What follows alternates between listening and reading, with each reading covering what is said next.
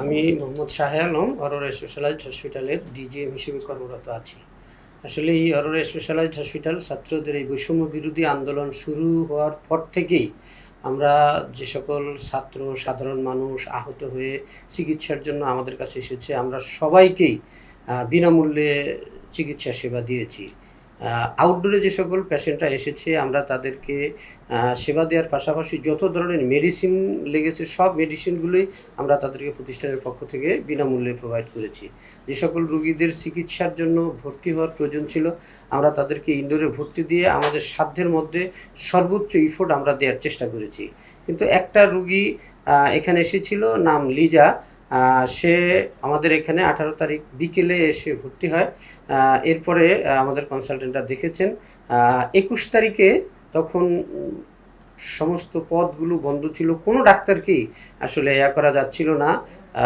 তারপরেও আমরা একজন কনসালটেন্টকে এনে দেখিয়েছি। সিটি স্ক্যান করার পর তার পেটে ইঞ্জুরি ধরা পড়েছে, অ্যাবডোমিনাল ইঞ্জুরি ধরা পড়েছে। এরপরে তাকে আর্জেন্ট অপারেশনের সাজেস্ট করলে এই রুগীর পার্টিরা বলেছেন যে না, আমরা তাহলে এখানে করবো না, যেহেতু কনসালটেন্ট এখানে অ্যাভেলেবল পাওয়া যায় না।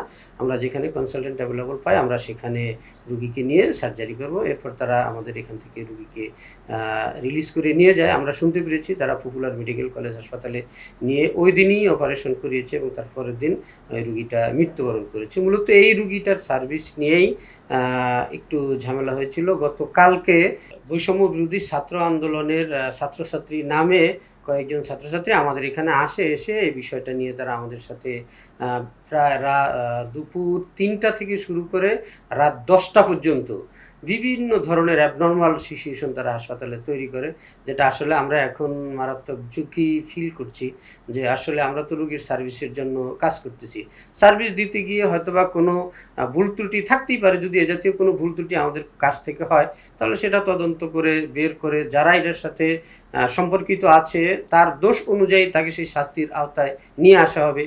কারণ এখানে তো আমরা কোনোভাবেই এটাকে ছাড় দিতে পারি না। আমরা তাদেরকে আশ্বাসও দিয়েছি, তারা আমাদেরকে 3 দিন সময়ও দিয়েছে যে এই রুগীর সব কিছু তদন্ত করে যেন তাদেরকে 3 দিনের ভিতরে এই বিষয়ে জানানো হয়, এবং তারা আবেদনও করেছিল যে তাদের থেকে যেন 3 জনকে এই তদন্ত কমিটিতে রাখা হয়। আমরা সেটা করেছি। আমাদের কার্যক্রমগুলো প্রসেস চলমানই ছিল। যেহেতু 3 দিন তারা সময় দিয়েছে, আমাদের গতকালকে গিয়েছিল 19 তারিখ, গতকালকে তো এই ডেট ছিল, আজকে 20, 21, 22 তারিখ পর্যন্ত আমাদের সময় ছিল। কিন্তু আজকেও 3টার দিকে এসে তারা পুরো হাসপাতালে একটা অ্যাবনর্মাল সিচুয়েশন তৈরি করে এবং আমাদেরকে নানান ধরনের প্রশ্নবাণে জর্জরিত করে। আসলে আমরা তাদের এ জাতীয় কথা, তাদের যদি কোনো প্রশ্নের জবাব মনোপুত না হয় তাহলে দেখা যায় যে তারা আমাদেরকে অসম্মানজনক শব্দ ব্যবহার করে, অসম্মানজনক আচরণ করে, যার কারণে আসলে আমরা কথা বলার সাহস হারিয়ে ফেলি। এক পর্যায়ে হাসপাতালে গিয়ে তারা সব রোগীগুলো দেখার চেষ্টা করে এবং দেখে, এবং সেখানে একটা অ্যাবনর্মাল সিচুয়েশন তৈরি হয়। পরবর্তীতে তাদেরকে এখানে নিয়ে আসা হয়েছে। তো আমরা তাদেরকে বিভিন্নভাবে বুঝিয়ে যে যেহেতু আপনারা 3 দিন সময় আমাদেরকে দিয়েছেন তদন্তের জন্য, এখনও তো সময় আছে, আমরা আপনাদেরকে সাথে নিয়েই তদন্তটা করব এবং 3 দিনের ভিতরেই আমরা এই বিষয়ে আপনাদের কাছে এই তদন্ত রিপোর্টটা পেশ করব। আমার প্রশ্ন হলো যে যারা এখানে এসেছে আমরা তাদের কাছে জানতে চেয়েছি যে এখানে বৈষম্য বিরোধী ছাত্র আন্দোলনের কেন্দ্রীয় কমিটির কোনো নির্দেশনা, কেন্দ্রীয় সমন্বয়ক যারা আছেন তাদের কোনো নির্দেশনা এখানে আছে কিনা, বা তাদের এই কমিটিতে, এই তদন্ত কমিটিতে কেন্দ্রীয় সমন্বয়কদের থেকে যে কোনো কাউকে আমরা ইনক্লুড করার জন্য তাদেরকে বলেছিলাম, কিন্তু তারা কোনোভাবেই কেন্দ্রীয় কোনো সমন্বয়ক এখানে থাকুক এটা তারা চাচ্ছে না। যার কারণে আমাদের কাছে সন্দেহ হচ্ছে যে আসলে কেন্দ্রীয় কোনো নির্দেশনার আলোকেই তারা আমাদের এখানে এসে এই অ্যাবনর্মাল সিচুয়েশন তৈরি করছে, না তারা নিজেদের ইচ্ছাতে এসেই এখানে অ্যাবনর্মাল সিচুয়েশন তৈরি করছে।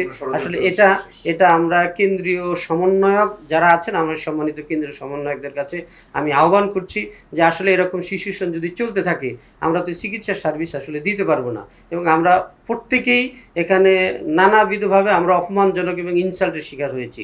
যে আসলে এরকম কোনো নির্দেশনা কেন্দ্রীয় সমন্বয়কদের কাছ থেকে আছে কিনা আমরা জানি না। যদি এরকম কোনো নির্দেশনা থাকে তাহলে আমাদেরকে লিখিতভাবে দেওয়ার জন্য আমরা তাদের কাছে অনুরোধ করছি, যাতে করে আমরা এই লিখিত নির্দেশনার আলোকেই আমরা আমাদের প্রতিষ্ঠানগুলো পরিচালনা করতে পারি এবং এই বৈষম্য বিরোধী আন্দোলনে যারা অংশগ্রহণ করেছে তাদের সার্ভিসটা আমরা নিশ্চিত করতে পারি।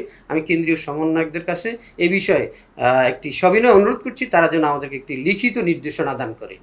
এরপর আমি আরেকটা বিষয়ে রিকোয়েস্ট করতে চাই, কেন্দ্রীয় সমন্বয়কদের কাছে যে ওনারা যদি কেন্দ্রীয় নির্দেশনার আলোকে এই কাজটা করে না থাকে তাহলে ওনারা কারা এবং কেন তারা এরকম অ্যাবনর্মাল সিচুয়েশন একটা হেলথ সার্ভিস প্রতিষ্ঠানে এসে তৈরি করেছে তাদেরকে খুঁজে বের করে তাদেরকে আইনের আওতায় নিয়ে আসার জন্য আমি তাদের কাছে অনুরোধ করছি।